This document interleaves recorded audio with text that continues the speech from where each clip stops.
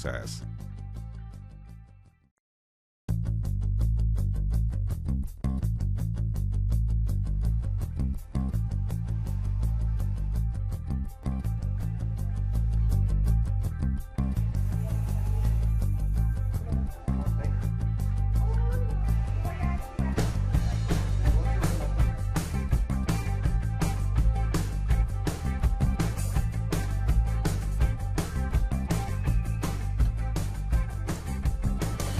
¿Qué tal? ¿Cómo están? Muy buenas noches. Bienvenidos a MHCC. Mejor hablar de ciertas cosas. Esta invitación que hacemos a esta mesa redonda que tenemos en el canal 24 Horas para analizar aquellos temas que están haciendo noticia.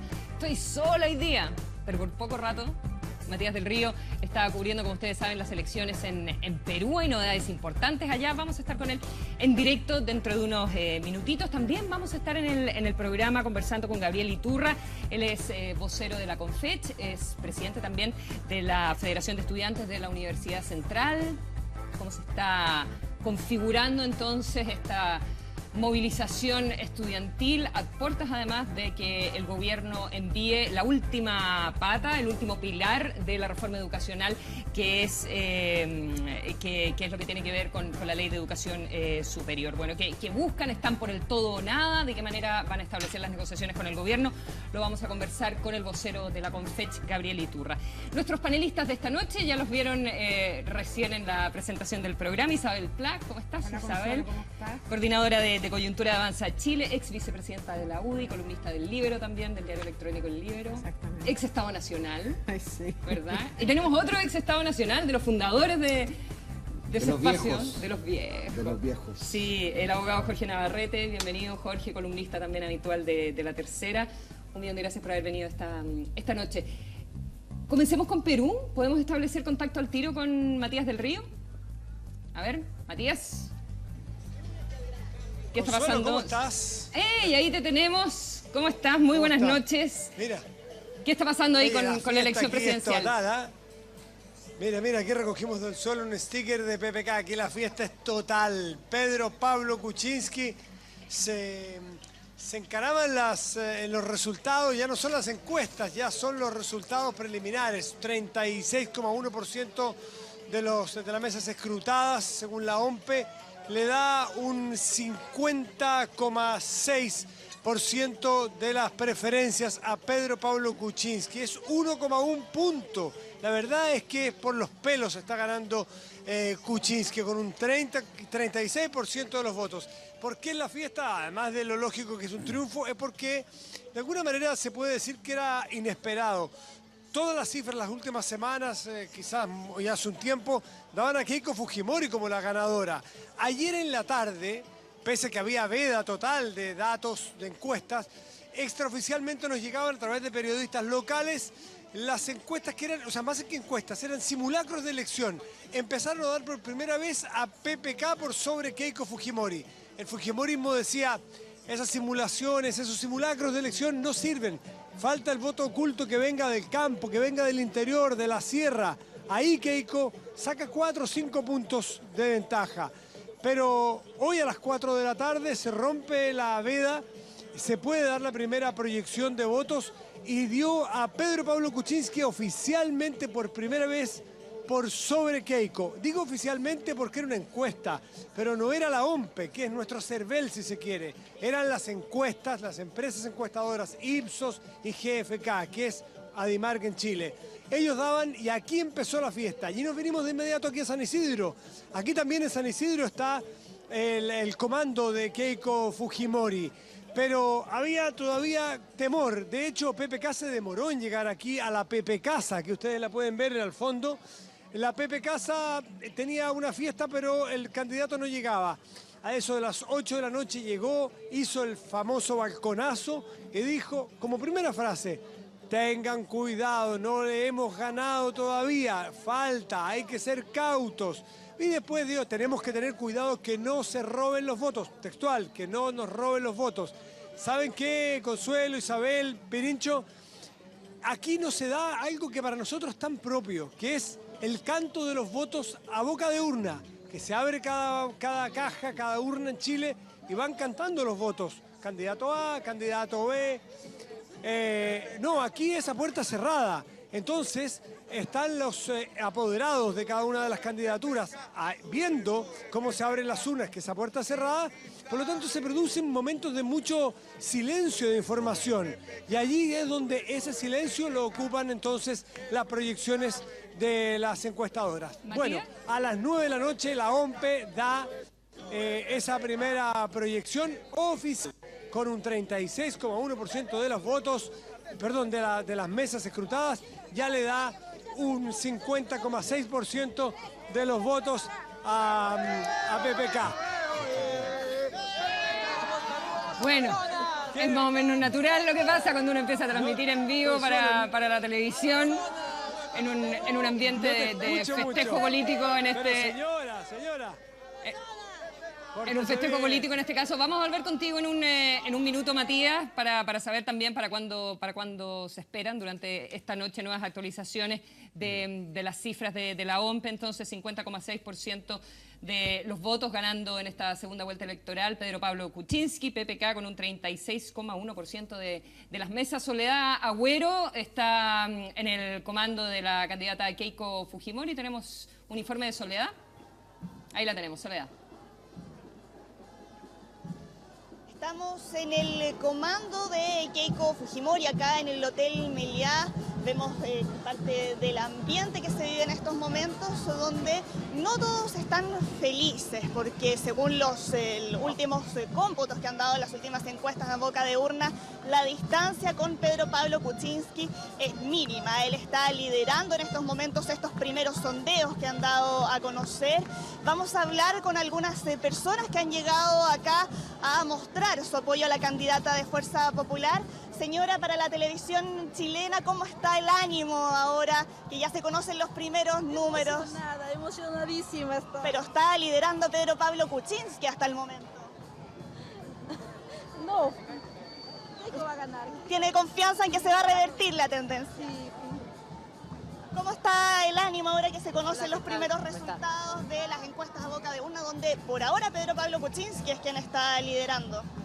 Bueno, esperemos, con optimismo esperamos que esperemos los últimos votos que son de la falta de las zonas rurales y del extranjero, ¿no? Y confiamos que, bueno, actualmente todavía vamos a un empate técnico, no está dicho nada todavía, pues esperemos mañana los resultados con calma y veremos qué pasa. Así es. ¿Hay confianza entonces en que se va a revertir esta tendencia que han arrojado hasta el momento? Recordemos que Keiko Fujimori en las últimas semanas era la candidata favorita en las encuestas. Ya en la última semana, en los últimos días antes de esta votación, se había visto que Pedro Pablo Kuczynski había comenzado a remontar. Conversando con periodistas locales, ellos atribuyen esta disminución en el apoyo a Keiko Fujimori a una denuncia que habían hecho por lavado de dinero contra Joaquín Ramírez, el secretario general de Fuerza Popular del partido de Keiko Fujimori y uno de los principales financistas de su campaña, donde ella lo dejó en el cargo y en un principio lo defendió.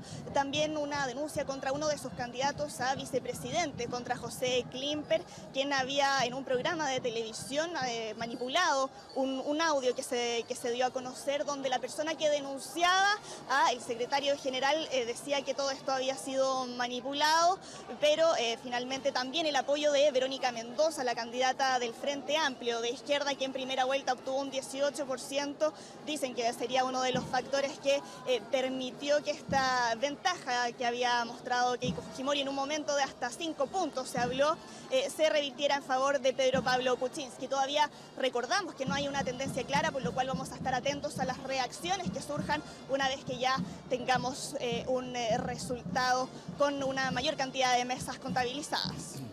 Muchísimas gracias, Soledad Agüero. Bueno, el ánimo, evidentemente las caras largas que vemos ahí en el comando de Keiko Fujimori. Estábamos conversando acá con Isabel. Pirincho la patudez de Matías del Río. Está muy bien. Está muy bien.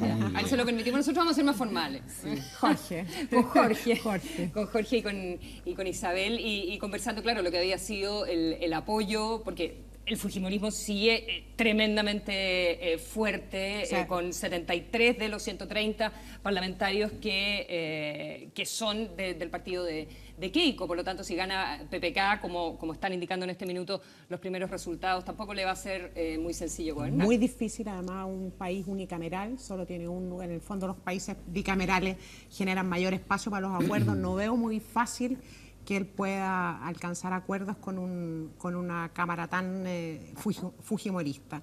Y además, Perú es un país que tiene, en realidad es bien curioso el contraste que tiene Bolivia. Es el segundo país que más crece en América Latina después de Bolivia, pero es un país también que tiene importantes problemas del tercer mundo. O sea, 1 de cada 4 peruanos vive bajo la línea de pobreza, más del 70% del empleo es empleo informal. Y Perú es también nuestro principal competidor. O sea, no da lo mismo lo que pase en Perú y las decisiones que se tomen, ni quién gobierne ese país en los próximos años, porque es nuestro principal competidor en inversiones y en oportunidades de empleo. Así que mucho más allá, digamos, del conflicto territorial o del conflicto de fronteras que tenemos, pero también es bien tenemos una importancia estratégica lo que suceda en Perú, las decisiones que se tomen en adelante y su relación con las decisiones que se tomen en Chile. Es bien sorprendente en todo caso si uno piensa lo que pasó y pensando en todo el desarrollo económico y el crecimiento que ha tenido Perú. El gobierno de Humala fue, bueno, aparte que desapareció políticamente, ahora que no tiene ni presencia en el Parlamento, pero fue muy diferente a lo que todo el mundo apostaba. Sin duda, nosotros, fíjate que nos comparamos nuestros, nos escandalizamos cuando respecto de nuestros gobiernos se habla de aprobaciones del 24 el 25%, nos parece una cuestión estratosféricamente baja. Eso es una cifra que sería un lujo en un país como Perú en los tiempos que corren. 17%.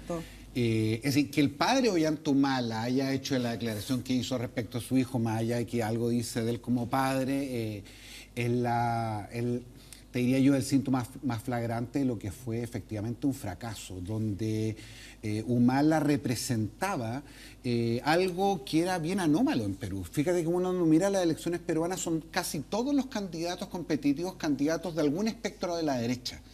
Incluso Verónica Mendoza, que era un prospecto muy interesante, termina siendo algo completamente contracorriente, que es apoyando la opción de Kuczynski solamente porque la izquierda en general lo pasó muy mal en la época de Fujimori. Bueno, no solamente la izquierda dura, me refiero a Sendero Luminoso, sino que, la izquierda más moderada. Pero los apoyos completamente anómalos. Yo, primera vez que veo una candidata que por lo demás no le fue mal, sacó un 18%, o sea, fue bastante competitiva.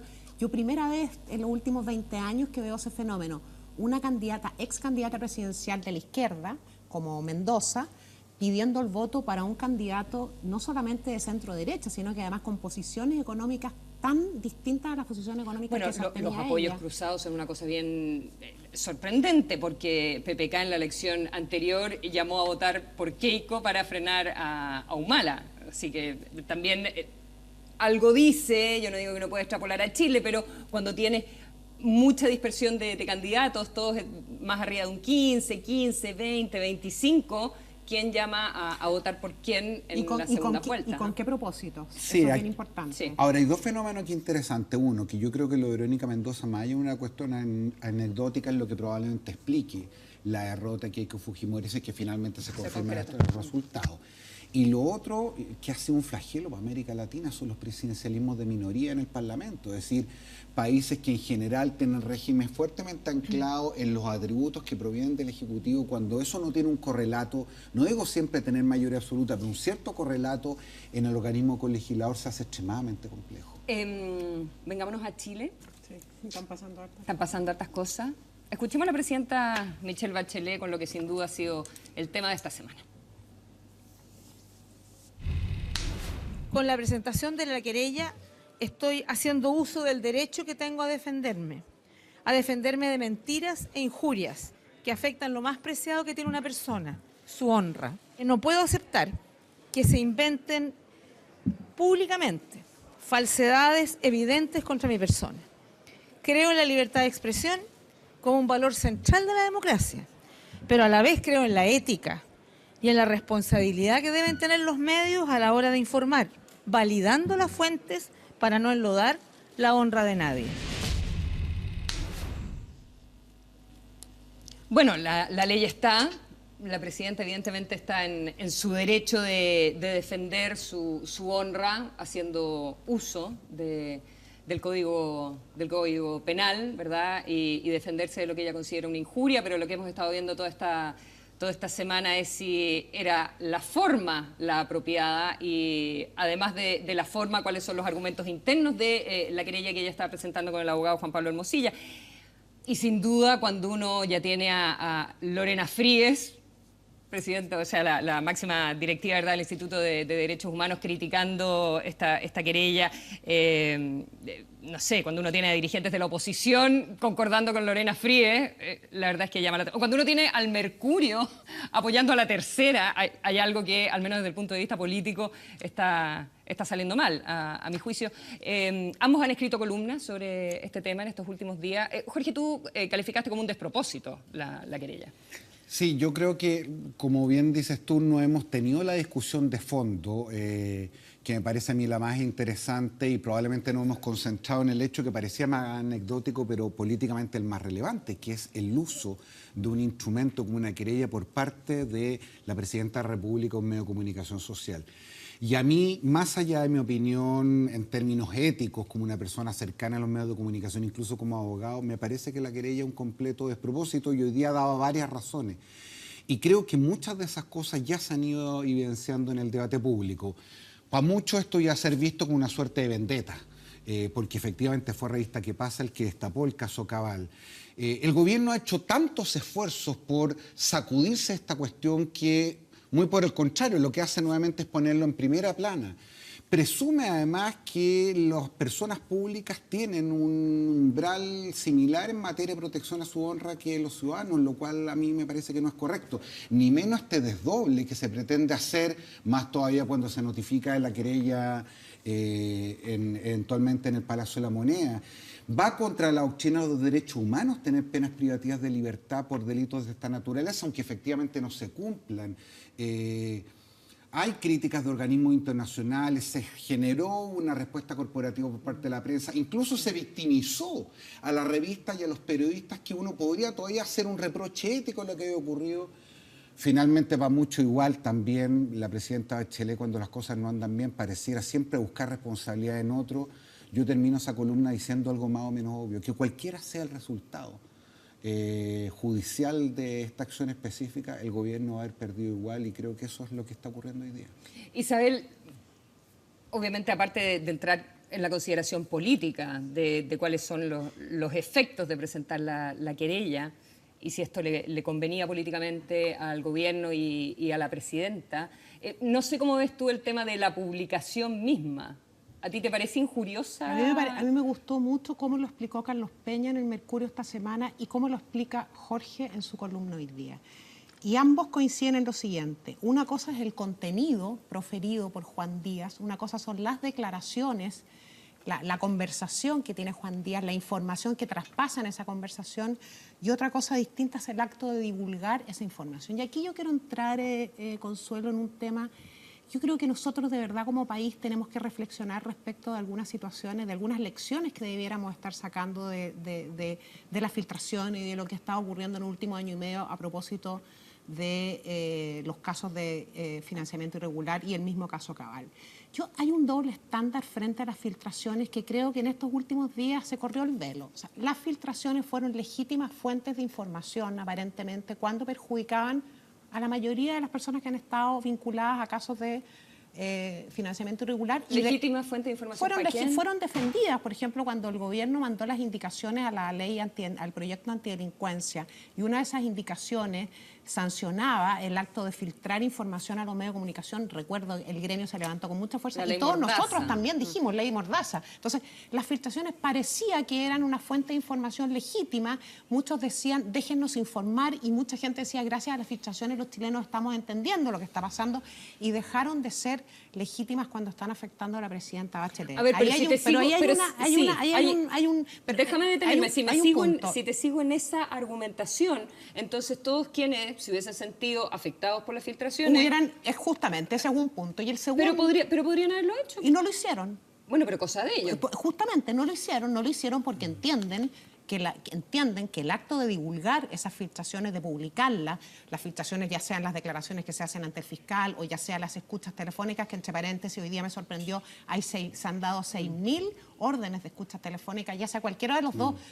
Una cosa es publicarlas, ¿verdad? Que no necesariamente quiere decir que el medio cree totalmente o está dando por confirmado ese contenido, y otra cosa es querellarse contra ese medio que ha publicado esas cosas. Entonces, eso es una cosa. Y lo segundo, que creo que es muy importante también es parte de la reflexión, la responsabilidad de los fiscales, cuando están pidiéndole a los jueces una orden para hacer una escucha telefónica con el propósito de tener, se supone que en el entendido de tener pruebas para aportarlas a una causa, a un juicio, y esas filtraciones llegan a los medios. Creo que hay también una responsabilidad a la Fiscalía cuando pide un acto tan extremo como una escucha telefónica y ese contenido anda en el aire, ¿te fijas? Pero entonces, en ese sentido, no. ¿compartes con la presidenta por lo menos la molestia? Por supuesto, comparto su molestia totalmente, y comparto también que ella tiene derecho a defenderse. ¿Cómo lo está haciendo? Me parece que es totalmente incorrecto e inconveniente. A mí me pasan dos cosas. En relación al hecho, más allá de las opiniones jurídicas, que bien lo explica Isabel, desde el punto de vista ético, uno podría reprochar que no toda información que aparece en un proceso pudiera ser una noticia relevante y de interés periodístico. Y no cualquier intervención telefónica pudiera tener el mínimo de veracidad o plausibilidad suficiente como para generar el efecto que genera una publicación. Yo se pudiera hacer un reproche, creo, para decirlo con todas sus letras, que Juan Díaz es una persona relativamente conocida en su nivel de comportamiento moral y personal. Yo tengo serias sospechas, si es que no estoy prácticamente convencido de que él sabía perfectamente que lo estaban escuchando, y por lo tanto esto fue una acción de vendetta, de enredar, de emporcar. Y creo que o de enviar mensajes. O de enviar mensajes. Y creo que esa es una consideración que en algún minuto, no digo que sea suficiente o necesaria para no publicar, pero creo que es un elemento a deliberarse por parte de un editor quien toma una decisión. Ahora, ¿dónde está mi matiz con lo que plantea Isabel? Yo soy el menos entusiasta, lo confieso, en tener a la prensa y a los jueces como una suerte de héroes de la República, que es lo que ha ido pasando este último año y medio, pero si hay algo que hay que reconocer, es que probablemente los mayores niveles de conocimiento y de verdad que tenemos respecto de los casos de corrupción, de financiamiento ilegal de la política, fraude tributario, tienen, entre otras cosas, que ver con estas filtraciones. Y por lo tanto, me parece a mí que uno todavía puede defender el principio de que hay filtraciones y filtraciones. Es decir, es distinta la opinión judicial que da un imputado en un determinado procedimiento a la simple publicación de la escucha que se hace de una persona respecto de la cual sus dichos sabemos que existe una seria duda sobre su potencial veracidad, pero que genera un impacto muy grande. Yo creo que ¿dónde está el error fundamental de la revista? ¿Qué pasa? No obstante, ninguno de esos errores, desde mi punto de vista, ameritan una querella de la naturaleza, porque es una querella de la Presidenta de la República, por mucho que ella quiera decir que es de una ciudadana, cualquiera no lo es. ¿Dónde está el error de la revista? ¿Qué pasa? Los medios a veces, por golpear con una noticia, ¿verdad?, no hacen un análisis un poquitito más profundo, porque a mí me pasó lo mismo y a muchos les pasó lo mismo que a Jorge. Cuando tú lees la transcripción de esa escucha telefónica, tú dices, esta persona sabe que la están escuchando, es demasiado evidente, ¿te fijas? Entonces, ¿por qué la revista no hace también ese mismo análisis? Y dice, vamos a publicar algo que está tan maqueteado, tan, ¿te fijas? Es demasiado evidente. A ver, pero yo he escuchado a algunos que cuestionan a la fuente, digamos, a Juan Díaz, desde luego. por todos los casos, las condenas que tenía previa, por el tipo de operador político que es, pero también es cierto que tantas verdades en casos judiciales vienen de personajes que no necesariamente son de los trigos limpios. Entonces, cuestionar a tu fuente porque no es Sor Teresita de los Andes, es que no bueno, la mitad del trabajo de los periodistas no se podría hacer en ese caso. Ese no es el punto, y en eso estamos de acuerdo. No tiene que ver con la idoneidad moral de la fuente, tiene que ver con la función que persigue o que eventualmente persiguió, que justamente se logró con la divulgación. Es decir, para decirlo en términos bien brutos, el periodista o el editor pudieron o no haber tenido la sospecha de que eran parte, sin saberlo incluso, de una operación mayor para emporcar, enredar por parte de Juan Díaz. Ahora, la querella, de todas maneras, si uno la lee, hace una división bien técnica entre lo que se publicó online y que sale antes que la revista de papel, aunque la revista de papel ya estaba en proceso de impresión. Por lo tanto, la revista de papel ya no había mucho cómo corregirla, salvo que hubiera retirado todas las revistas, qué sé yo. La publicación online, que es mucho más extensa y que hace referencia más en detalle a la presidenta Bachelet. Media hora al aire. Que está media hora online y luego se publica la disculpa de la revista y luego se retira y se corrige, pero donde hay referencias a unos 1.000 millones que según Natalia Compañón le iba a pasar a su suegra o algo así, pero también hay referencia por parte de Juan Díaz a un montón de personeros de la oposición, habla de Longueira, que Longueira le habría pedido secuestrar a Gemita Bueno, o sea, y la querella lo que plantea es: me voy contra el artículo escrito porque ahí, y ahí está la malicia o el animus injuriandi de la revista, según Juan Pablo Hermosilla y según la presidenta, porque deja fuera a Longueira y a toda la gente de derecha y solo mantiene, qué sé yo, injuria, según la presidenta, respecto de Michelle Bachelet. Y en eso funda la querella, de hecho, cuando la acusa de sesgo. Pero yo te quiero decir que al mismo tiempo, mientras la revista hacía eso, el Mostrador, por ejemplo, publicaba solamente aquello que afectaba a Pablo Longueira. Desde luego, hay un sesgo o una línea editorial, llámalo como tú quieras, y no he visto a nadie, no he visto ninguna querella de Pablo Longueira. O sea, es verdad, es cierto lo que dice la presidenta, lo que acusa la querella, digamos, pero no funda la querella. ¿A ti qué te parece? Yo no alcanzo, ¿No ves como la diferencia? No alcanzo a entender la argumentación de la querella, entre otras cosas porque a mí me da la impresión, lo digo desde afuera, que se trata de dos notas, primero, completamente diferentes.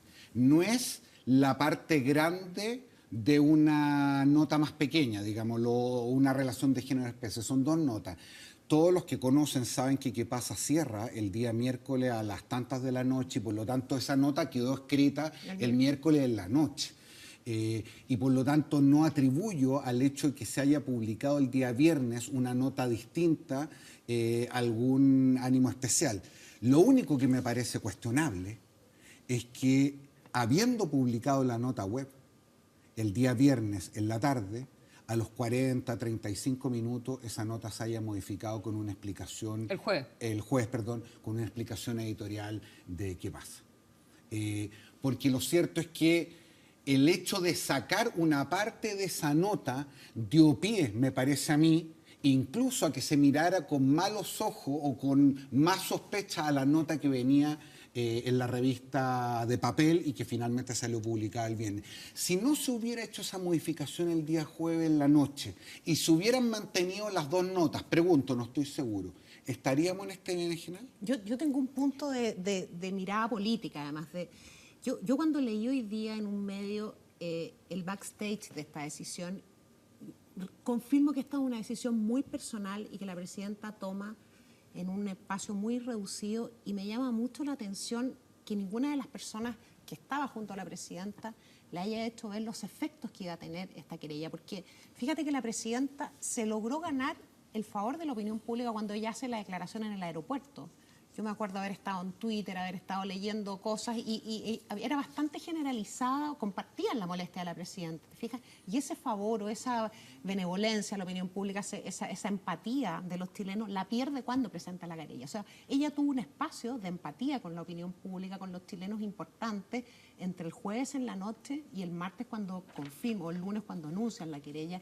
Y me llama la atención que nadie de su entorno político le haya hecho ver el riesgo que corría cuando materializara la querella de haber perdido ese espacio de empatía que tenía y que hacía mucho tiempo que la presidenta, entre paréntesis, no estaba teniendo. Ya salieron un par de encuestas acotadas, digamos. Una la publicó hoy día el Cuerpo del Mercurio, ¿verdad? Una encuesta UDD. 58% de los encuestados dice que no se justifica la querella, que coarta la libertad de expresión. Un 35% dice que está de acuerdo, pero salió la CADEM también y dice que un 50% no está de acuerdo con la querella, pero un 46%...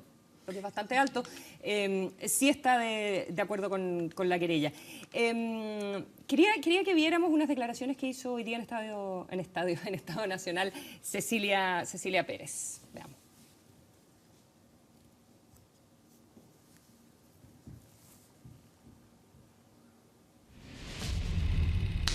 ¿Qué presidente ha sido más insultado? vilipendiado, insolentado que el presidente Sebastián Piñera. No solamente por parte de parlamentarios de la nueva mayoría, medios escritos, online, te puedo dar ejemplos de Clínica, El Mostrador, de una mufa, o una mofa más bien dicho, constante. ¿Pero lo trataron de ladrón alguna vez? Mira, le han sacado de todo. No, ¿ladrón? De todo, sí, claro. Acuérdate que de todo se transformó todo el tema de los conflictos de intereses como algo negativo, pernicioso, malicioso, se establece a raíz de la figura de la campaña del presidente Piñera. Y ayer lo decía el presidente Piñera en un Dijo punto que de prensa. había tenido muchas ganas, Dijo, pero yo fui o en más parte de una de ese oportunidad de comité, tomar pero acciones te da legales, ¿no? indignación. Tú dices hasta cuándo, ¿Lo ¿cuál es evaluaron el en algún límite? momento, Cecilia? Presentar una querella criminal, no. La indignación frente a ciertas presentaciones de los medios, sí. ¿Y qué decía el presidente? Derecho a réplica. Ni siquiera la judicialización civil, que también es antes de una criminalización de los periodistas, que tú te vas más bien al medio que al periodista mismo, al emisor. Entonces, si por cierto, si todos hemos pensado y nos indigna y muchas veces dejamos pasar, a todos nos ha pasado de una u otra, de otra forma. Entonces, yo creo que hay un error, más que político, hay un error de la primera autoridad de la nación muy profundo en contra de la prensa.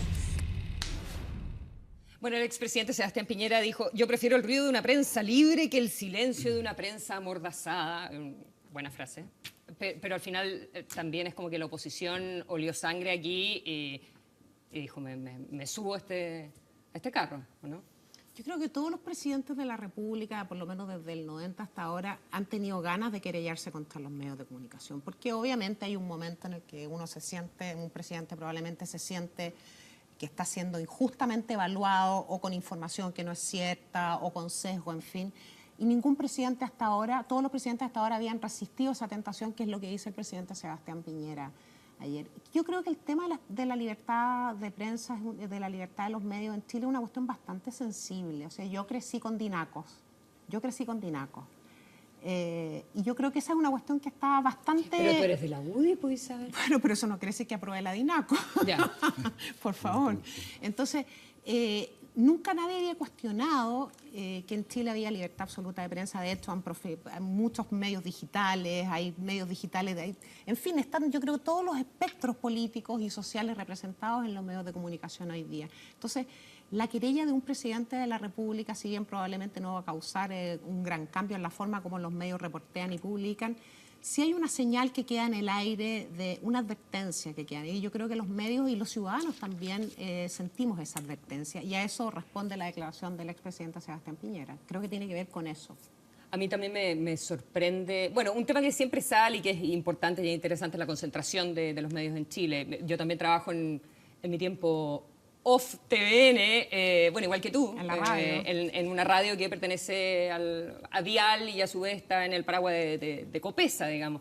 Y evidentemente que uno tiene que hacer una reflexión sobre cuál es la concentración de los medios. Tú dices que hay mucho medio chico digital, pero obviamente... No chico, yo dije medios digitales. No, pero son más pequeños, sí. o no tienen la misma influencia que tienen los grandes conglomerados, y sobre todo en prensa escrita es indudable que en Chile hay una cosa muy fuerte de concentración de los medios, y eso ha salido bastante en esta discusión también, y me parece que también es interesante plantearlo. Interesante y sin embargo menos grave de lo que eran antaño, fíjate. Me parece, cuando uno recuerda esta discusión, la recuerda en momentos donde probablemente los modelos de comunicación, particularmente la forma de llegar a los ciudadanos, eran instrumentos más bien únicos que habían dominado la comunicación política en los últimos 50 años. Básicamente centrado en el periodismo escrito y después con el surgimiento de la televisión. Pero fíjate que, sin desmerecer la importancia de esa discusión hoy día, creo que a ratos nosotros nos hemos aquilatado el impacto del proceso de digitalización en la manera de comunicarnos, no solamente en términos públicos, sino también privados. Sin hacer un fetiche esta cuestión, piensa solamente en las redes sociales. El vértigo que le puso al debate público, si ya en la tarde las noticias de la mañana son pasadas, son viejas. No es posible controlar qué se publica, dónde se publica y cómo se publica. Bueno, y eso también ha puesto una presión sobre la prensa en dos niveles, creo yo. Uno, en la rapidez del ciclo 24/7 y la cantidad de Sin duda. errores, evidentemente, que aumentan cuando uno tiene la presión por salir antes primero, hay menos tiempo para Lo de chequear. la revista que pasa puede tener que ver incluso con eso. En la publicación online probablemente tiene Y que lo ver, más tiene que ver con importante, eso. y lo más importante que tiene que ver con este efecto es que los ciudadanos dejaron de ser solo receptores de información. Y yo te quiero decir y empezaron a emitir sus propias historias, sus juicios, pero también sus rabias, sus medias verdades. Eso te iba a decir, que también se generó una crispación que yo creo que ahora, con la mitad de los periodistas peleados, grandes figuras del periodismo peleados, que sé yo, Paulsen, Mochati, se ha generado como una efervescencia y un ambiente como bien denso a propósito Hay de una la querella. cuestión bien importante que tiene que ver también con la digitalización de la información, que también los medios de comunicación están siendo hoy día víctimas de desconfianza. La radio entiendo que es el medio que tiene más buena confianza. hora. Es está muy bien. Quiere decir que las personas escrutan la información y las fuentes de información.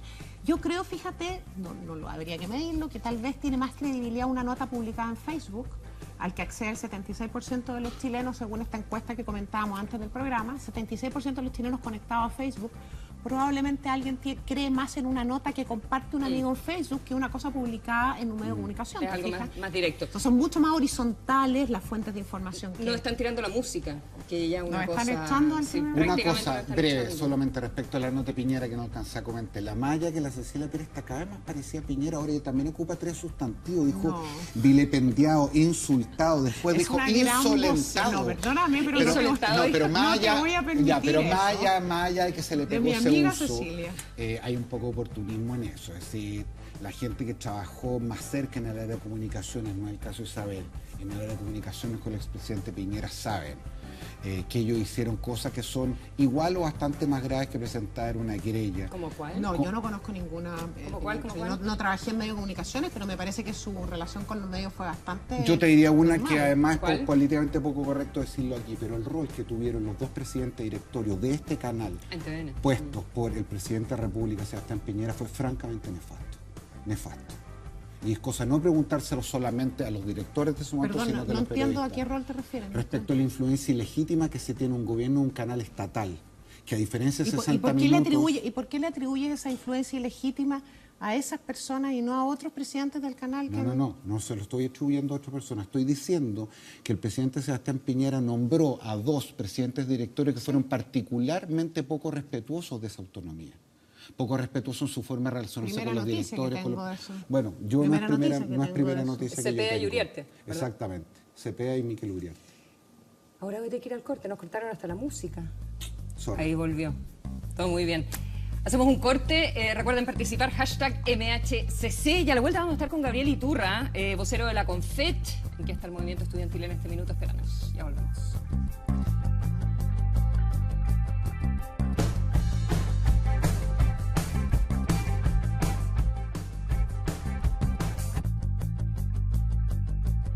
No.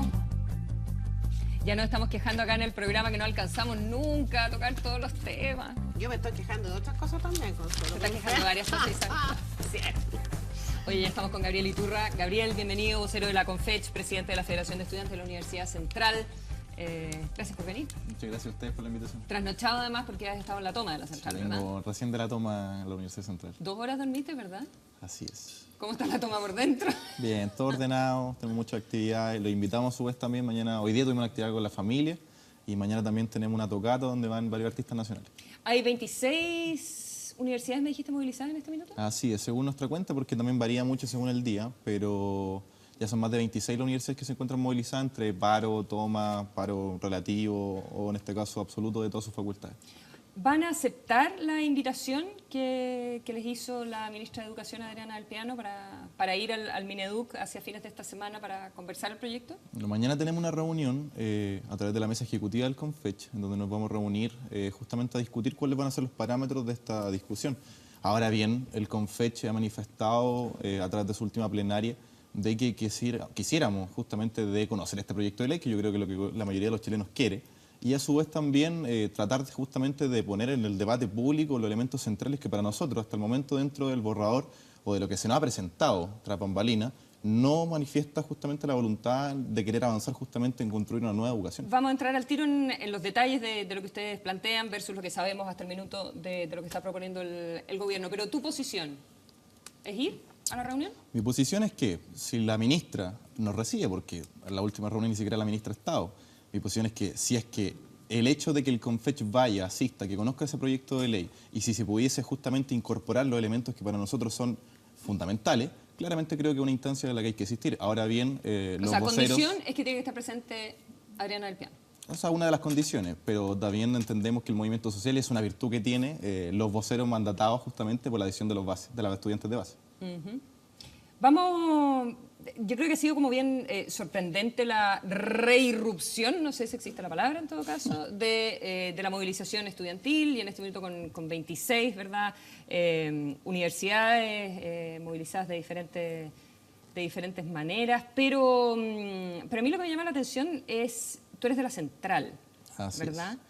Y la Central ni siquiera está en la gratuidad, porque no tiene 4 años de acreditación. Somos uno de los tantos excluidos. ¿Cómo conversa, si estamos hablando de, y el gobierno está planteando fortalecer la educación pública, lo que significa eventualmente aumentar la matrícula para ello, aumentar para todas las universidades estatales, ¿verdad? Aumentar las platas para ello? ¿Cómo quedan las privadas en esto? Bueno, yo creo que hoy día tenemos un 85% de matrícula de educación superior de carácter privado. Eso quiere decir que la mayoría de los estudiantes que pudiesen... ¿Incluyes ahí a las universidades del CRUT? Como también la las tradicionales, pero que de propiedad jurídica en Sí, este caso es privada. Claro. Entonces, cuando tenemos una inmensa mayoría de estudiantes que estamos estudiando justamente en instituciones de educación superior de carácter privado, sin contar los CFT y los IP, que también de repente uno se lo olvida. Pero en este debate de lo público me gustaría aclarar, en un primer lugar, que lo que nosotros planteamos como CONFECH en este momento y con la incorporación de muchas universidades privadas el último tiempo en el debate de la organización, es que lo público para nosotros en un primer momento no pasa porque la propiedad sea estatal o en este caso sea privada, sino que más bien la función, la característica y un marco regulatorio que justamente estas instituciones de educación superior tienen que cumplir. Para nosotros lo público y la inyección de recursos vía aporte basal es una de las cosas que queremos plantear en esta reforma educacional. ¿Para las privadas también? En este caso, que cumplan función pública. ¿Para la central eventualmente? Así es. Eso es una diferencia con el movimiento del 2011, ¿verdad? Importante. O sea, es que más que diferencia, yo creo que lo que ocurría en el 2011 es que todo un movimiento social tremendamente importante, multitudinario, planteaba gratuidad universal, planteaba fin al lucro y fortalecimiento de la educación pública y calidad a su vez. Ahora creo yo que ya 5 años quizás estuvo un poco más maduro, no solamente el movimiento estudiantil, sino que también el pueblo de Chile en su conjunto, y tenemos la capacidad de poder profundizar cada uno de esos elementos, porque no solamente nos quedamos en consignas, sino que también en propuestas que avancemos justamente a llegar a ese punto. De todas maneras, si hablamos de fortalecer la educación pública en los términos que parece estarlo entendiendo el gobierno, privadas como la Central no entran en esa conversación. Sí, no solamente la Central. ¿Y por qué? Bueno, el gobierno, primero, de forma nefasta, establece una gratuidad vía glosa presupuestaria, cuando en realidad lo primero que se tenía que discutir y conversar y consensuar de forma colectiva era una reforma de carácter estructural. Pero bueno, de forma posterior en el debate, se dice que uno de los parámetros para poder determinar qué universidad quizás es buena o es mala es la CNA. ¿Ya? La acreditación. La Comisión Nacional de Acreditación. Una institución, por cierto, cuestionada hace pocos años atrás por casos de corrupción en donde uno directamente iba, un grupo controlador de algún holding de alguna universidad en particular, le entregaba algo de plata a las personas y a través de eso se acreditaba. Creemos, sin embargo, que hay muchas universidades, no solamente privadas, sino que en general, que claramente hay algunos elementos en términos de calidad, de investigación, planta docente, que tienen que ser profundizados. ¿Ya? O sea, no quiero solamente decir que todo lo que mide la sanidad derechamente es malo, pero creemos que, de hecho la misma OCDE lo plantea, el actual sistema de acreditación en Chile no cumple las exigencias de un país moderno y un país que se está cuestionando justamente la calidad de profesional también que salen, en este caso, el día de mañana a contribuir al país. Entonces, en ese debate de lo que significa la acreditación, creemos profundamente que solamente ese requisito no es fundamental. Queremos universidades que reciban recursos del Estado que sean sin lucro, que no existan grupos controladores, que sean democráticas a su vez y que, por tanto, en este caso, cumplan una vocación pública para el país. Antes de entrar al detalle, quería hacerte una pregunta que me parece súper interesante, esta mirada en la cual, aunque parezca obvio, no era explícito que lo público no es necesariamente lo estatal. Y por lo tanto, hay un reconocimiento, me parece a mí, de la función que debe cumplir la educación en un ámbito bien significativo de jóvenes, mujeres y hombres que están en universidades privadas que efectivamente tienen necesidades tremendamente relevantes y que hoy día no estudian en universidades estatales.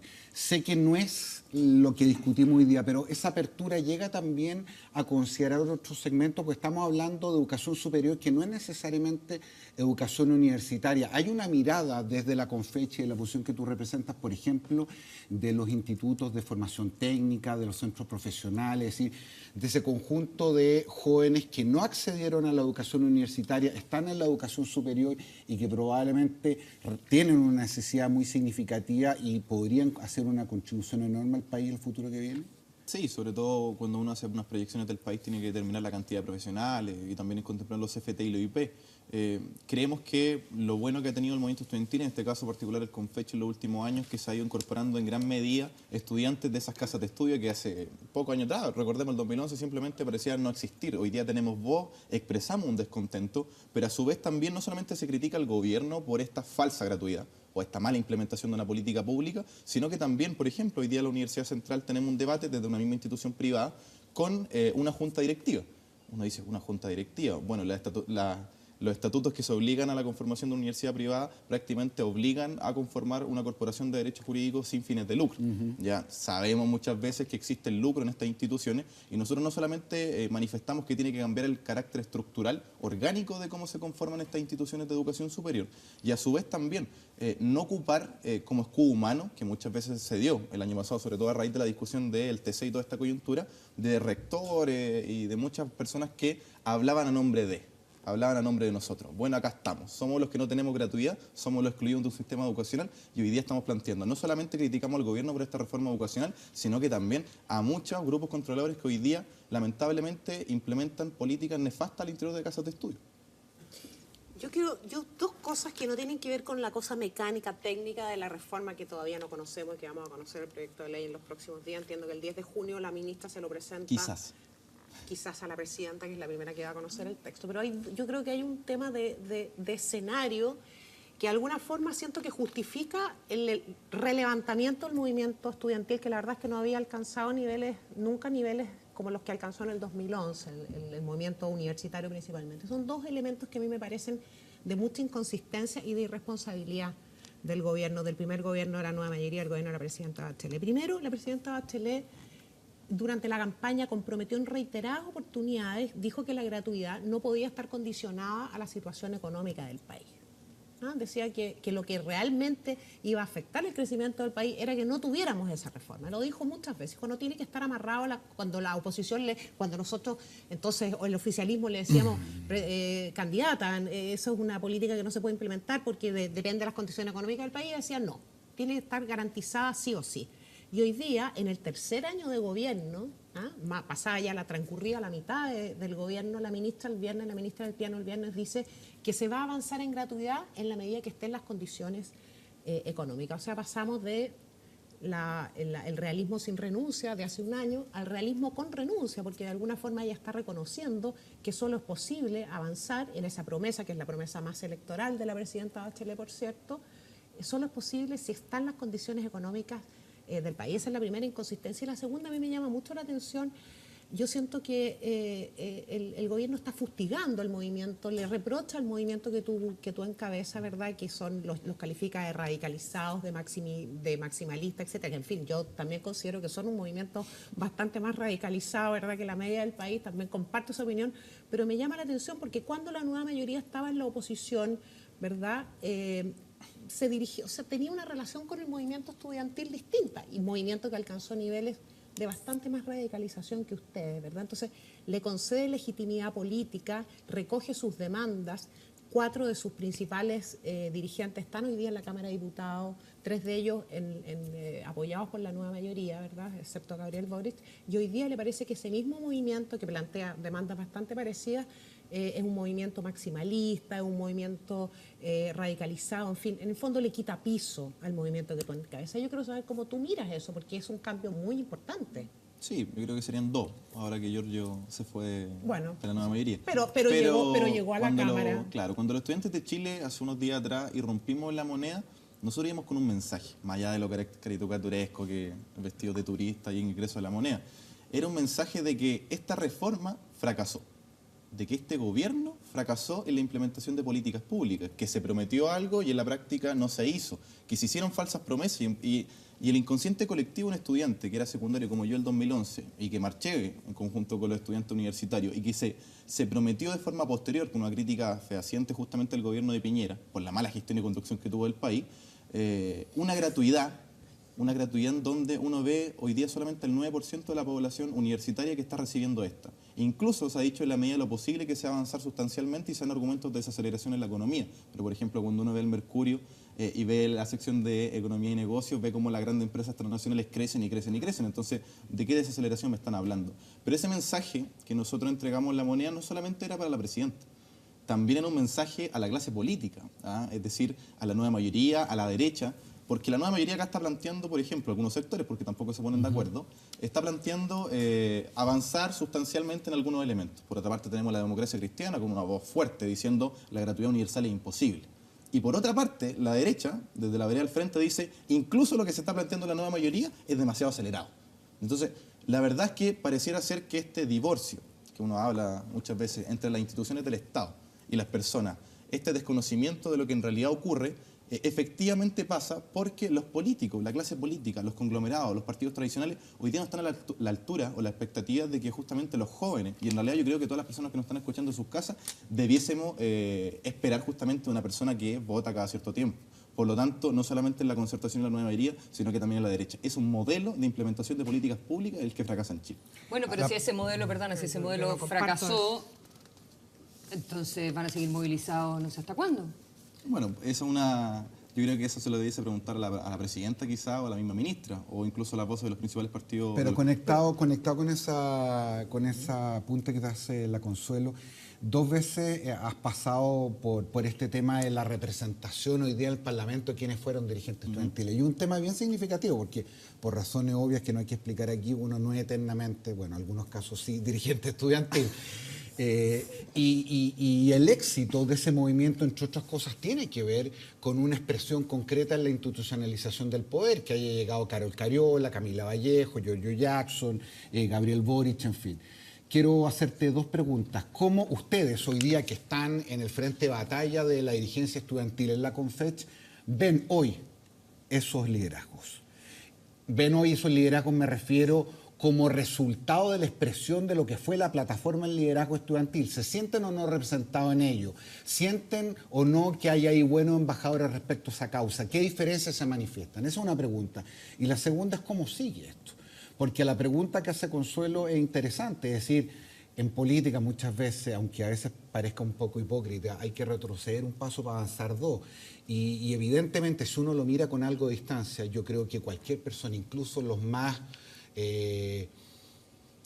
con ímpetu más reformistas, podrían reconocer que había logros significativos, ciertamente por debajo de lo que muchos de ustedes esperaban.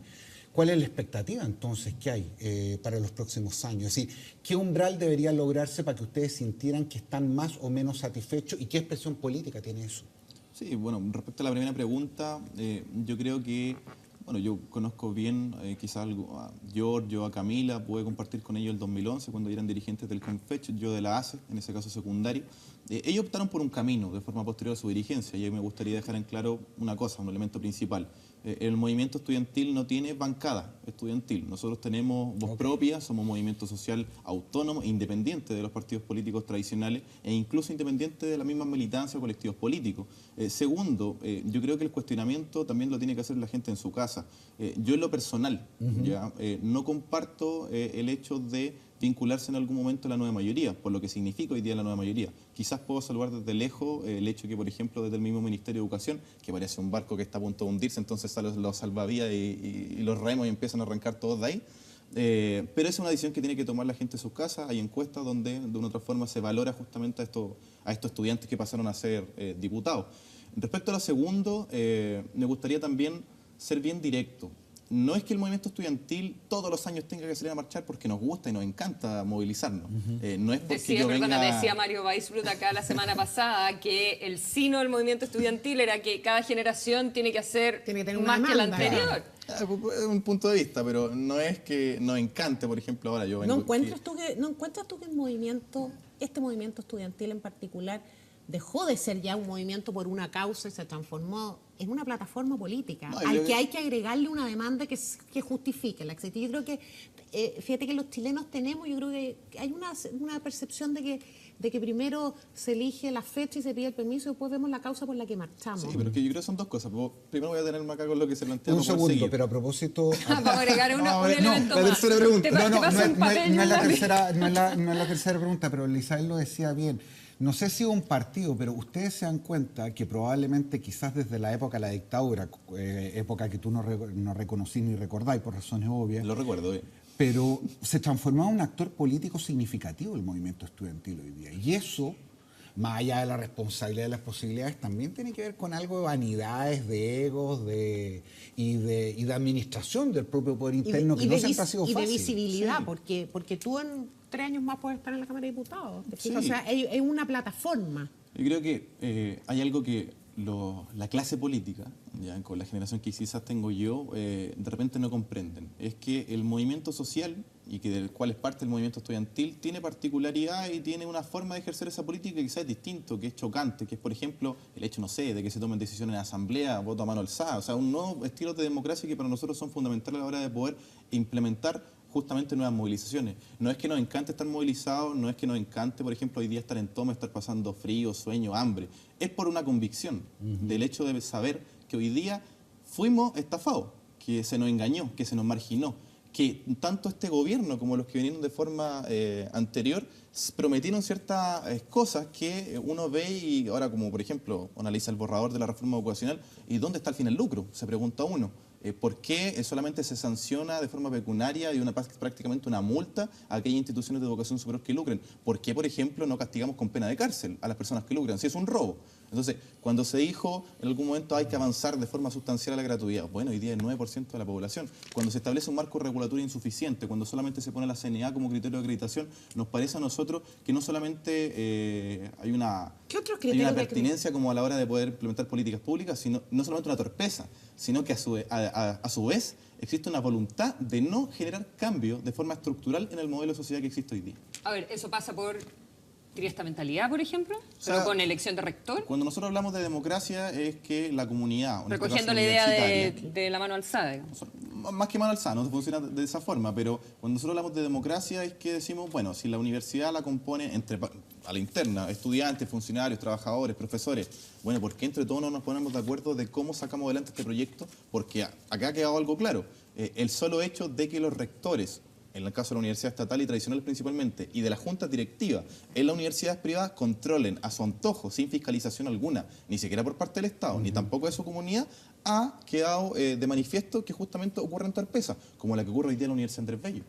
Miles de millones de pesos que se han desviado al extranjero, como lo que ocurre a través del arrendamiento de inmuebles. Lo que nosotros luchamos en el 2011, hoy día está más vigente que nunca. La cantidad de endeudados por la educación sigue creciendo.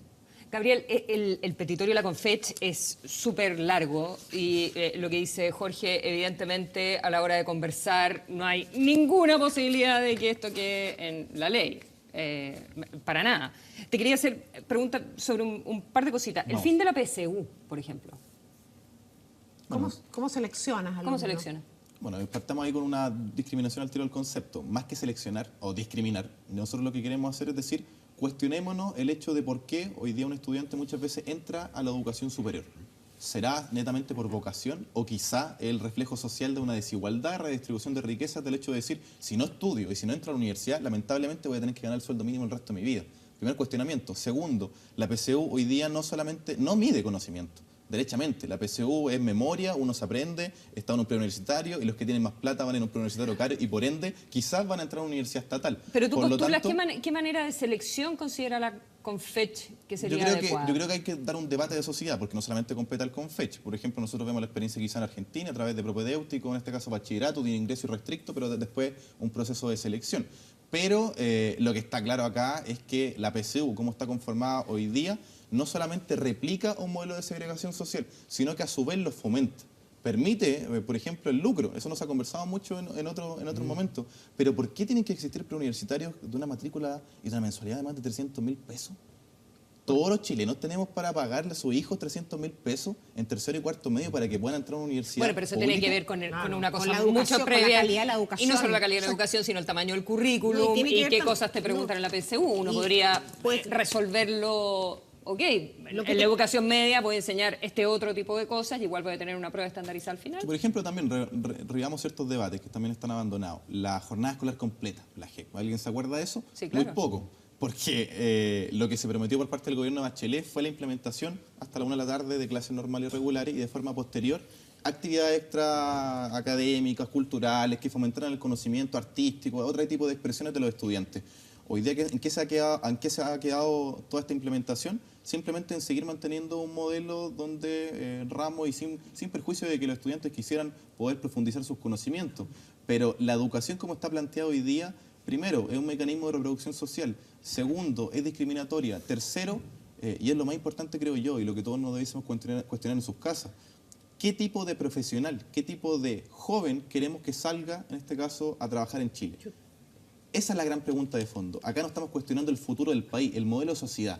Y claramente los estudiantes de Chile hoy día decimos bien fuerte, esta no es la educación que queremos y este no es el tipo Los estudiantes de profesional. Chile, Gabriel, te lo pregunto, mira, te escucho, que te encuentro un gallo muy carismático, pero es como estar escuchando a Pablo Iglesias de Podemos en España. O sea, es un gran piropo. No es un gran piropo para algunos. Yo creo de verdad que comparto lo que dice la ministra del Piano. Este es un movimiento muy maximalista, o sea, o todo o nada, y es un movimiento bastante radicalizado y, por cierto, muy ideologizado, porque te escucho, como te digo, y es como estar escuchando al líder de un movimiento de izquierda, ¿verdad?, que está tan de moda en España en este momento, que tiene además en vilo a España. Pero lo que yo te quiero decir es, ¿cuál es el objetivo del movimiento estudiantil? Porque fíjate que yo siento que tú has hablado más de la educación pública, que menos del objetivo que dio origen al movimiento en el año 2006, que es de garantizar el acceso de los estudiantes que vienen de los sectores más vulnerables a la educación superior. Y para garantizar ese acceso, porque a la educación superior llegan las personas más preparadas, y por eso me extraña que ustedes quieran que no exista un mecanismo de selección. Es natural, aquí en Chile y en el mundo entero, la educación es superior, llegan las personas más preparadas. Entonces, me parece que ustedes olvidan el objetivo del movimiento, que es garantizar igualdad de oportunidades, tanto si estás en un colegio privado y tienes la mejor educación escolar, tanto si estás en la educación pública y tienes, ¿verdad?, acceso a la educación que te ofrece, que te está otorgando el Estado. No los escucho hablar de eso. Los escucho muy concentrados en fortalecer la educación pública, que me parece muy bien, pero me parece que ese no es el objetivo del movimiento estudiantil. Bueno, no solamente tenemos ese objetivo, sino que tenemos muchos más. Y es lo que así te escuchamos. Es lo que hemos podido conversar acá, quizá en un poco tiempo, pero tú justamente das en el punto en una cosa. Queremos que un estudiante que hoy día nos está escuchando, que está en tercero medio, en un colegio de periferia, ¿ya?, en cualquier comuna de Santiago, que es de estratos socioeconómicos bajos, pueda entrar a una universidad de calidad, democrática, con gratuidad. Eso es lo que queremos. Como a su vez, en este caso, al contemplar que la educación es un derecho social y, por ende, una gratuidad universal en donde tanto el estudiante más pobre como el más rico, ya que existe en el país, pueda tener las mismas oportunidades de poder acceder justamente a una mejor educación. Pero, por otra parte, lo que vemos acá es simplemente el hecho de que los estudiantes durante muchas décadas hemos planteado transformaciones, muchas propuestas. No solamente nos quedamos en el panfleto, en la consigna, no solamente el hecho de movilizarse cada semana. Tenemos contenido, pero acá lo que falta es voluntad justamente de los partidos políticos de la nueva mayoría, de la derecha, en el Congreso, en la Cámara de Diputados, que vengan a cambiar el paradigma de la educación. No queremos más una educación de mercado, no queremos más endeudados, queremos justamente transformar esta educación. Bueno, la ministra, perdona Jorge, que la ministra del Piano dijo el otro día que el proyecto terminaba con la educación de mercado. Por lo menos ella lo declaró en esos términos. Lo que pasa es que Gabriel hace un punto recién que a mi modesto modo de entender hace falta un poco de autocrítica. Es decir, es evidente que el movimiento estudiantil juega un cierto rol, digamos, de Pepe Grillo, de alertar, de poner el dedo en la herida donde duele. Y nadie puede de buena primera pedirle al mismo tiempo que pongan sobre la mesa y en el debate propuestas como las que probablemente tendría la responsabilidad de poner el Ejecutivo o el Parlamento. Sin embargo, ustedes han hecho un esfuerzo de esa naturaleza. Y yo te quiero ahí preguntar respecto a la autocrítica, porque muchas de las cosas que ustedes han puesto tienen justamente que ver con que presumen la capacidad programática que hoy día yo tengo algunas dudas que puedan solventar. Por ejemplo, Cuando discuten el cogobierno al interior de las universidades, uno supone entonces que los estudiantes se manifiestan y sus dirigentes de una manera distinta en el debate interno como lo haría simplemente un grupo de alumnos que legítimamente se queja sobre algo. Han participado en reuniones, en comisiones, en el Parlamento, el Ministerio de Educación. Y yo tengo la impresión, con algo de injusticia puede ser porque lo ves de afuera, que falta pasar de la protesta a la propuesta, o para decirlo en términos más bíblicos, de la denuncia al anuncio. Es decir, a mí me gustaría ver, más allá de la manifestación de la calle, que es justamente lo que duele y que es la razón al final, digámoslo con claridad, lo que moviliza a los gobiernos. No es el debate intelectual ni el conjunto de propuestas que están en papel. De manera lamentable hay que decirlo, pero nos hemos acostumbrado al que no llora, no mama. ¿Qué autocrítica hacen ustedes sobre el tema de las propuestas? Pero más que las propuestas, sobre la viabilidad política de estas, tomando en cuenta consideraciones económicas, sociales, los límites propios que da el debate. Prioridades público de una sociedad también. Sí, perfecto. Yo creo que el movimiento estudiantil sí tiene la capacidad de ser autocrítica. Quizás no en materia de propuesta de fondo, que es lo que paso a relatar más adelante, pero sí, por ejemplo, de forma. Ajá. El movimiento estudiantil, ya 5 años del 2011, no ha tenido quizás la capacidad de reinventarse, de poder encontrarse con la gente, de generar cierto nivel de sintonía, de legitimidad, que fue uno de los tremendos aportes que se logró el 2011. Pero, en materia de fondo, y acá como respondiendo a la pregunta, nosotros sí hemos tenido la capacidad de poder elaborar propuestas de manera estructural y contundente. Por ejemplo, metámonos a financiamiento de acceso. Acá se dice que la gratuidad universal es imposible. Se dice que se va a dar en la medida de lo posible. Nosotros respondemos que primero, esta tal desaceleración en la economía no es tal en la medida en que el nivel de crecimiento del país sigue siendo sostenido por lo menos permanente y que en realidad son más bien discursos y titulares alarmantes de ciertos medios de comunicación los que plantean aquello. Segundo, ¿por qué no nos cuestionamos el hecho de... Perdón. Déjame detener. Quizás tú puedes considerar que el crecimiento del PIB no es la medida de la capacidad económica de un país, pero eso no tiene que ver con si lo publica... Da lo mismo el Mercurio de la Tercera o el Mostrador. No, que uno casualmente de repente ve, a raíz de la discusión anterior del anterior bloque, que son algunos medios de comunicación los que resaltan de repente esta desaceleración en la economía o esta magnitud que yo he conversado, de hecho, con muchos profesores de mi universidad que se cuestionan también el hecho de bueno, pero es ¿no les parece nivel de crisis ¿no les parece que existe en importante Chile que el país desde el punto de esté vista económico? desacelerado? No, eso nos parece tremendamente importante, no solamente el hecho de que el país esté desacelerado, sino que también el nivel de desigualdad en ingresos per cápita que tiene cada uno de los países, que seamos uno de los países más desiguales de la OCDE. Quiero volver a lo último para no alejarme del debate. ¿Por qué no nos cuestionamos, por ejemplo, el hecho de la renacionalización de los recursos naturales? ¿Por qué no nos cuestionamos el hecho de la ley de reservada aporte del cobre? ¿Por qué no nos cuestionamos la cantidad de millones de pesos que se llevan a empresas transnacionales a través de la explotación de estos recursos naturales? Oye, y a propósito de cuestionamiento, ¿ustedes se cuestionaron el rechazo del 70% de los alumnos de la USAT a sumarse al paro? Y por primera vez votaron 10.000 alumnos y por primera vez votan un alumno un voto y en forma secreta y no a mano alzada, como se hacía antes, que daba miedo decir que no, porque a lo mejor afuera te retaban. ¿Qué les parece a ustedes que la USACH, además que es una universidad muy representativa del movimiento, es la Universidad de Santiago, no es cualquier, es una universidad emblemática? A propósito de autocrítica, ¿sí? ¿No lo han pensado? ¿No lo han evaluado? Lo conversamos. De hecho, con la misma presidenta de la Federación también conversamos acerca de este proceso. En la USACH hay que entenderlo, por más allá que es una universidad emblemática, porque uno siempre individualiza en la Chile, en la Católica, en la USACH. La USACH tiene un contexto particular, que es que su federación llevaba cierto tiempo, digamos, dentro de su mandato, como somos personas justamente muy democráticas, el periodo de elección de federación dura un año. En ese sentido, los estudiantes de esa casa de estudios, es cierto, mayoritariamente, esta vez, porque yo creo que le importa este debate, manifestaron que no iban a parar o paralizar efectivamente con el llamado del CONFECH, pensando justamente en este proceso de elecciones y para darle curso normal y que la próxima federación en este caso pueda liderar o conducir este proceso. No es el hecho de rechazar el hecho de la movilización. No fue lo que dijo la presidenta, una de las dirigentes de la USAT, que cuando fue consultada por los medios lo dijo con mucha claridad. Sí. Nos parece que esta forma de movilizarse se agotó. Revisemos declaraciones de Marta Matamala a propósito de lo que pasó en la USACH. Ahí tenemos una transcripción de parte de lo que dijo la dirigente estudiantil entonces de la USACH. Respecto de esto que estamos conversando, de por qué no se votó favorablemente. Entiendo que la votación es sorpresiva, pero hoy día los que están llevando la movilización son las privadas. Y por el contrario, las estatales y tradicionales estamos más lentas, porque cuando se tiene más experiencia, se va aprendiendo en qué momento ocupar ciertas herramientas. Así es. Es un statement Eso táctico. Pero me parece que está criticando a las privadas que estarían empujando la movilización versus las estatales que quieren ir en otro tempo. Yo creo que dos cosas. Lo Una, está acusando de poco de inexperto en el fondo. no, yo creo que no hay que poner palabras en otros voceros. Dos cosas. Uno recoge una palabra, un paso atrás quizá y dos adelante. Quizá uno puede deducir de las palabras de Marta. Y segundo, Eso es lo menos estudiantil que hay, pero es muy cierto. Y segundo, es cierto que las privadas hoy día tenemos una posición de quizás, no sé, de conducción, es como muy peyorativo decirlo, pero son los estudiantes de casas de estudios privadas los que mayoritariamente hoy día se están movilizando y que estamos desatando una movilización distinta, más compleja, ya 5 años del 2011 y una nueva generación que venimos un poco a denunciar lo que acá ha ocurrido.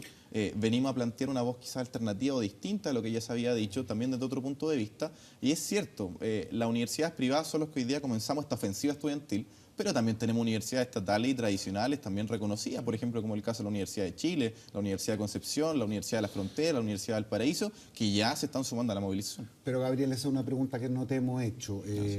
¿Cómo es la relación entre los dirigentes de las universidades privadas y las universidades públicas? Porque no quiero poner palabras en su boca que ella no ha dicho, pero ¿no será que los dirigentes de las universidades públicas todavía no están convencidos o cómodos o a gusto de compartir protagonismo o que se los identifique en un mismo movimiento con los dirigentes de las universidades privadas? No, yo creo que si hay algo que hemos podido avanzar en el CONFECH es darle una mayor globalidad a las demandas, a las vocerías y también a las propuestas, en el sentido de que los estudiantes de las universidades estatales, tradicionales y privadas, hoy día tenemos una lectura en común, que es un documento que hace poco sacamos acerca de las demandas más centrales para nosotros, a propósito de esta conversación de la medida de lo posible. Y en esos puntos prioritarios jerárquicos para nosotros, las demandas no son de las universidades estatales o las privadas por acá, al contrario, son demandas estructurales y que vienen a plantear un nuevo modelo de educación en Chile, en donde están universidades estatales, están universidades privadas, que se les regule a las dos por igual y que en este caso se implemente un aporte fiscal directo, cambiando el sistema mixto que hoy día sí existe en la educación y que mediante aportes basales se financie a ciertas casas de estudio que cumplan con un montón de requisitos. Da lo mismo cuál sea la propiedad, o sea, AFD, o bueno, no sé cómo se llamaría, pero un aporte fiscal directo o basal. Basal, que cumplan ciertos criterios. Independiente de la propiedad de la universidad. Exacto, democracia, acabar con el lucro efectivo, que no exista subcontrato, que es una condición deplorable de los trabajadores de las universidades, que genere investigación, que tenga un nivel de calidad básico. Podría seguir profundizando, pero está abordado en la propuesta que ustedes la pueden conocer a través de las redes sociales.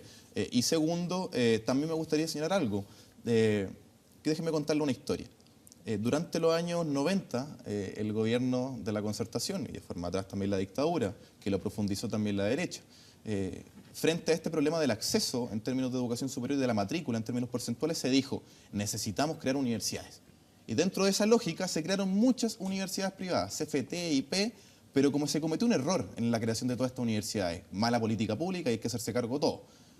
De forma desregulada y sin criterio alguno, sin un mecanismo jurídico adecuado, simplemente se crean universidades privadas que vienen justamente a complejizar el sistema educacional en el sentido de, hoy día los estudiantes más pobres de Chile por un tema de desigualdad están concentrados en casas de estudio de universidades privadas, donde por ejemplo, un caso en específico, la Universidad Andrés Bello, que lleva a los estudiantes más de 15 días movilizados, que a través de un informe de investigación de CIPER Chile se manifestó, se comprobó efectivamente que existía lucro en esa institución.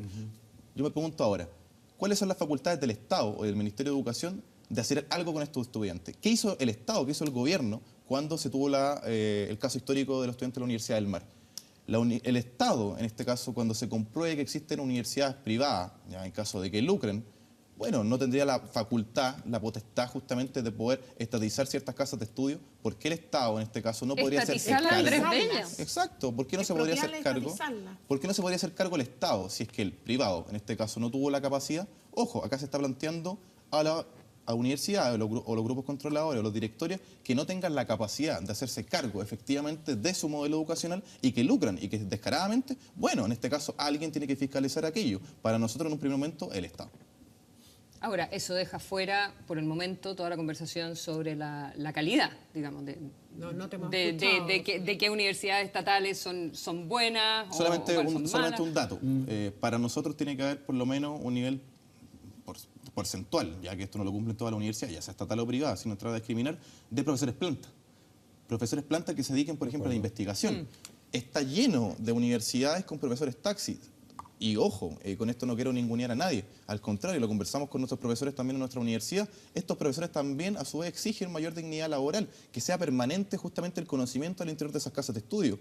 Cuestionémonos, por ejemplo, hoy día para qué se investiga, libre conocimiento. Tratemos de ver también otros modelos educacionales que hoy día son exitosos, por ejemplo, en Europa. Acá Chile está desfasado, tenemos que actualizarlo. Y esta renovación justamente tiene que darla... Ahora, yo te puedo decir una cosa. Igual respecto de la triestamentalidad y de la democracia interna, de la manera que tú la planteas, donde los estudiantes puedan votar, por ejemplo, por las autoridades, por el rector, que yo sepa, en ninguna de las mejores universidades del mundo, pero hay una cosa importante. eso existe. Tú mencionaste a la OCDE, por tanto entiendo que es también un referente, para mí es un referente la OCDE, porque es un organismo que reúne las mejores experiencias de países que han tenido resultados en distintas materias, en fin.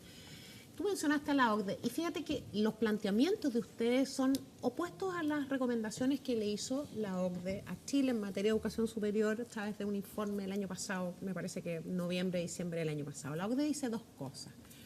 Uno, dice que el país tiene que concentrarse. Primero le reconoce a Chile que en los últimos años, 6, 7 años, dice 10 años, se ha avanzado muchísimo en materia de educación. No solamente en materia de matrícula, dice, en materia de educación superior en muchos sentidos, no necesariamente en matrícula únicamente. Y dice que le da dos recomendaciones. Uno, concentrarse básicamente en la calidad de la educación escolar. ¿Qué es lo que estábamos hablando antes? Porque en el fondo la universidad, ¿quiénes llegan a la universidad? Los mejores preparados. ¿Quiénes son los más vulnerables hoy día? Los niños que van, los alumnos de los colegios municipalizados, que son los que reciben educación de peor calidad. Y es ahí en donde dice la OCDE que hay que poner el foco, la energía, los recursos, en fin, con el propósito de permitirles que accedan a la educación superior. Y lo segundo que dice, no recomienda la gratuidad. Dice que la gratuidad, si bien es verdad, permitiría que mucha gente entrara a la universidad, es injusta, porque seguirían entrando los alumnos mejor preparados, que son hoy día los que van a los colegios privados, y dos, porque es muy costosa.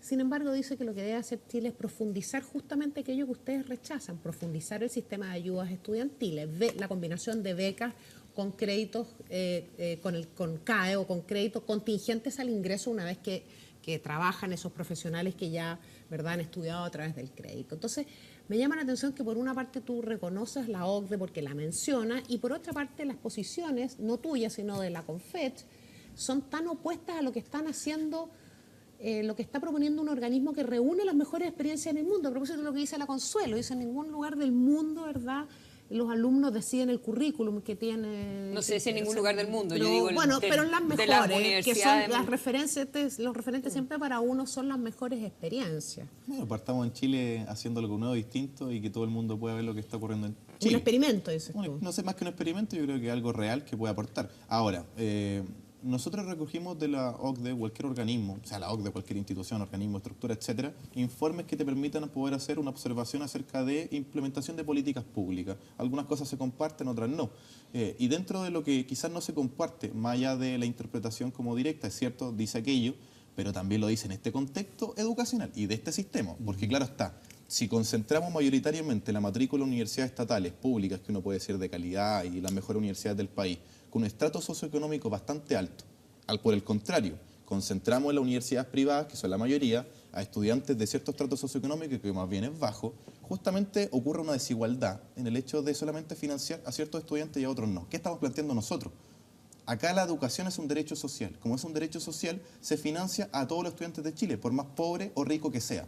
Ahora, la materia de fondo, y es el cuestionamiento que nos tenemos que hacer nosotros, es por qué, ya acá hablamos de la vida adulta y de laboral y económica del país, ¿por qué no nos cuestionamos una reforma tributaria de verdad, ya que cuestione los pilares que hoy día están establecidos en este sistema? Que, por ejemplo, haga que las empresas transnacionales, que son las que ganan millones, miles de millones de pesos en Chile, puedan pagar proporcionalmente a costa justamente de los trabajadores que hoy día ganan un sueldo mínimo. ¿Por qué en este caso se distribuye la riqueza de forma tal que, es cierto, y por ahí varios economistas lo decían, nada gratis? Bueno, es cierto, nada gratis. Lo que estamos diciendo acá es que los que tienen más plata puedan pagar. Pero ojo, no es para los estudiantes, son para aquellas personas, empresas, ya grupos controladores que contemplan cierto nivel de riqueza. O sea, tenemos que ir a un corto, pero ¿a ti no te gusta la propuesta de un impuesto a los profesionales que hayan estudiado gratis? Profesionales que están endeudados, CAE, Corfo... O sea, no, pero de ahora, si yo hiciera un corte...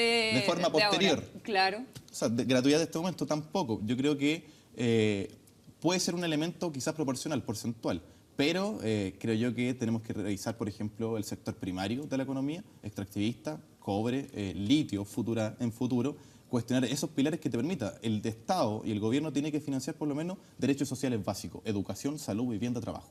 Quizás hacemos alguno más. Financiar trabajo. No, pues carga proporcional de aumento salarial. Vamos a hacer un corte y ya estamos de regreso con MHCC. Espéranos.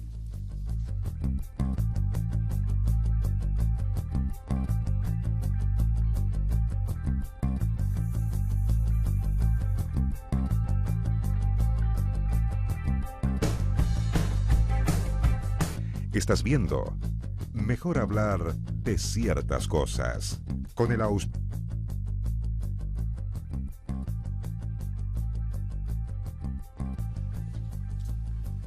Absolutamente en directo, 12 de la noche con 16 minutos. Vamos de nuevo con Matías del Río, en directo desde Lima. Hay nuevo cómputo. Matías, ¿cómo estás? ¿Tuviste un percance? ¿Estaba escuchando por ahí? Sí, pues ahí cuando estábamos despachando recién, que yo no los escuchaba nada, cuando estábamos aquí muy cerca en la concentración de PPK, tuviste que se acercó mucha gente, bueno, sí. Ahí me robaron, pero nada, son detalles, son menores. ¿Qué te robaron? ¿Qué te robaron? Bueno, el celular. Cooperé. Ya, bueno, dicho lo anterior... Oye, bueno, pero nada, pero buenas son las libretas. Y te quiero decir, Consuelo, y a todos ustedes, Jorge, Isabel y a Gabriel, que viniendo desde la sede de PPK aquí al Hotel Meliá, también en San Isidro, donde está Keiko Fujimori descansando ya, apareció un nuevo cómputo de la OMPE, que es el organismo oficial electoral, con un 51,7% de los votos escrutados. PPK mantiene la diferencia de 1,1%, 1,1 puntos porcentuales. Tiene un 50,59% y Keiko Sofía Fujimori Iguchi un 49,41%. A ver, aquí hace 5 minutos había una fiesta. Vamos, Keiko, vamos, que se repite y se repite por todas partes. Pero salió uno de los hombres del comando a pedir que se fueran a sus casas, que tenían mucha esperanza en el voto del interior, el voto rural y el voto que viene del extranjero, que con eso podían recuperar la diferencia que hoy tiene PPK sobre Keiko Fujimori. Los citó mañana a las 8 de la mañana aquí en el Meliá, San Isidro, y se fueron pacientemente, pero la cara de esa gente denotaba decepción, porque ellos estaban, antes de empezar el proceso electoral, ganando. Ellos daban por hecho que ganaban esta elección a PPK. Así que incluso ya barrieron la calle y no queda, se fue la policía, quedan algunos móviles de televisión japonesa, peruana, chilena, que están desmontando para irse. Mañana a las 8 de la mañana la OMPE promete un nuevo cómputo, pero con ese nos quedamos, con el de recién. 50,59 para PPK, 49,41 para Keiko. Y lo que les dejo ahí sobre la mesa es que si se mantiene esto y gana PPK, tendrá que gobernar con 18 congresistas de un total de 130. Recordemos que Perú tiene un parlamento unicameral. 18 de 130. Keiko tiene 73 de 130. Es decir, si gana PPK, o tendrá que hacer una concertación de partidos, que ya se ha hablado algo de eso, o tendrá que gobernar con decretos, que también lo mencionaron, o llegar a acuerdos, o sencillamente irse a los choques. Esas son las alternativas que por ahora se manejan en Perú, pero faltan los votos del interior y del extranjero y podría eventualmente Keiko Fujimori darlo vuelta y gobernar desde el 28 de julio por 5 años hacia adelante. Ya pues, Matías, muchísimas gracias. A descansar. Lamento lo del celular. Detalles menores, detalles muy menores. Ya. Muchísimas gracias. Y ahí alcancé a escuchar algo de la conversación que tenían, que ganas de meter la cuchara. Pero el próximo domingo nos vemos ahí, porque es mejor hablar de ciertas cosas. Así es, buenas noches, muchas gracias, Matías. Entonces, en directo desde Lima. Chao, Matías. 50,59 PPK, 1,1% arriba, lo dará vuelta Keiko, no sabemos. Ya más del 50% de los votos escrutados. Es todavía muy estrecho, pero es bastante... O sea, no sé si hay tanta, no sabemos el peso electoral entre Lima y las regiones, pero no puede haber tanta distancia, ¿me entiendes? Pero eso parece como un fetiche. Es como un el voto rural. Y el voto del extranjero. Claro, Sí, uno nunca sabe cuánto es. Sí. Oye, tengo un montón de libros. Mago Editores nos aportó esta semana con los textos, como ustedes saben, para los panelistas, para el invitado y también para quienes participaron en Twitter esta noche usando el hashtag MHCC. Milay, Carmen Berenguer, Miguel Hernández, Viento del Pueblo, Poesía en la Guerra, Huidobro en España, de Andrés Morales, Antología del Cuento Chileno, qué bonito, Los Tambores de Doménico Moduño, Luis Seguel Borpal, Gabriela Mistral, Páginas Perdidas de la Vida Mía, Jaime Quesada. 1.000.000 de gracias a Mago Editores por los libros. Van a poder escoger. ¿Ya? Gabriel, muchas gracias. Muchas gracias a ustedes por la invitación. Tiene que estar entonces la ministra para que vayan. Sí, le Por eso aprovechamos me de quedé. decir a la ministra que mañana responde el Confecha ante su invitación. Ya. ¿Te gusta leer, Gabriel? Así es. Isabel Pla, 1.000.000 de gracias. Jorge Navarrete, un gusto haberlos tenido Agradecido. acá en la mesa interesante de conversación. Gracias a ustedes por invitarme. A ustedes, como siempre, por la paciencia, por la compañía y que tengan una muy buena semana. Nos juntamos nuevamente después de las noticias, porque es mejor hablar de ciertas cosas. El próximo domingo.